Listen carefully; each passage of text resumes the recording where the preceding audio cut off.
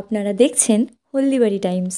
বিরল আকৃতির অজগর সাপ উদ্ধারের ঘটনায় চাঞ্চল্য ছড়ালো রাজগঞ্জ ব্লকের বেলাকোবা বাজার সংলগ্ন এলাকায়। শনিবার সন্ধ্যে 7টা নাগাদ ওই এলাকার রাস্তা পার হবার সময় অজগর সাপটিকে দেখতে পান পাড়া প্রতিবেশীরা। এই দিন অজগর সাপের কথা ছড়িয়ে পড়তে সাপ দেখতে ভিড় জমান স্থানীয় মানুষজন। এরপর খবর চায় বেলাকোবা রেঞ্জার অফিসে। খবর পেয়ে ঘটনাস্থলে ছুটে আসে বেলাকোবা রেঞ্জার অফিসের কর্মীরা। এরপর তারা সাপটিকে উদ্ধার করে রেঞ্জার অফিসে নিয়ে যায়।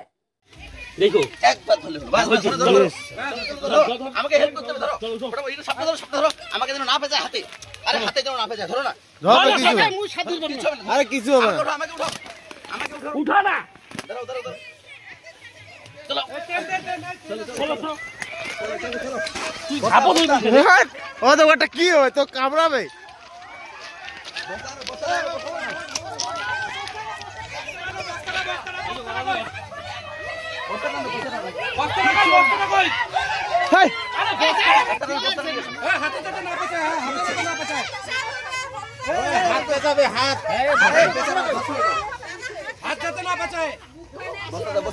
কিছু